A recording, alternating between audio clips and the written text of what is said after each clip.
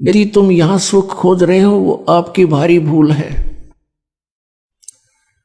परमात्मा ने अपने सच्चिदानंद घनब्रह्म की वाणी में, कबीर वाणी में कहा है, उसमें कुछ फार्मूले बताए हैं इस काल के लोक में जीने के लिए और आत्म कल्याण करवाने के लिए। इस फार्मूलों में से एक ये भी फार्मूला है कि ज्यों राखे त्यों ही रहूं,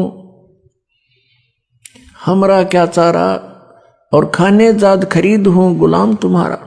परम संत की खोज करके उस पूर्ण परमात्मा की भक्ति में लीन हो जावे और फिर परमात्मा से यही प्रार्थना करे कि जैसे आप रखो प्रभु अपने बच्चे को, उसी तरह रखना। जो राखो तो ही रहूं, जैसे राखोगे ऐसे ही रहूंगा मैं। और फिर कहते हैं, राज्य क्रमता राम की रजा धरे जो शीस, दास गरीब दरस परस तिस बैठे जगदीश। परमात्मा की रजा में राजी रहे, प्रसन्न रहे, जैसे भगवान फिर रखे। जैसे जब तक हम परमात्मा की शरण ग्रहण नहीं करते हैं, अपना जीवन जी रहे होते हैं, तो हम अपना प्रारब्ध ही भोग रहे होते हैं। उसमें दुख भी भयंकर आ सकते हैं और यहाँ के नकली सुख भी प्राप्त होते रह सकते हैं। कौन से सुख? जैसे पुत्र प्राप्ति, कोई व्यवसाय की स्थिति ठीक हो जानी, इस तरह के जो सुख हैं ये भी खूब मिल जाएंगे आपको।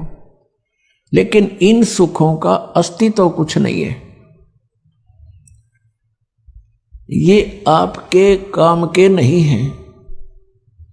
आपके पास अरब संपत्ति होगी, अरबों की, अगले दिन आपकी मृत्यु होगी। वह संपत्ति आपकी कहाँ थी?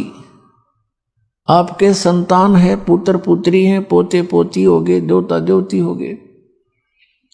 आप मृत्यु के उपरांत पशु योनि प्राप्त कर गए, कुत्ते में घूम रहे हो, सैर सपट्टा करते उन गलियों के आगे से, आपको टूक भी ना डालने हुए।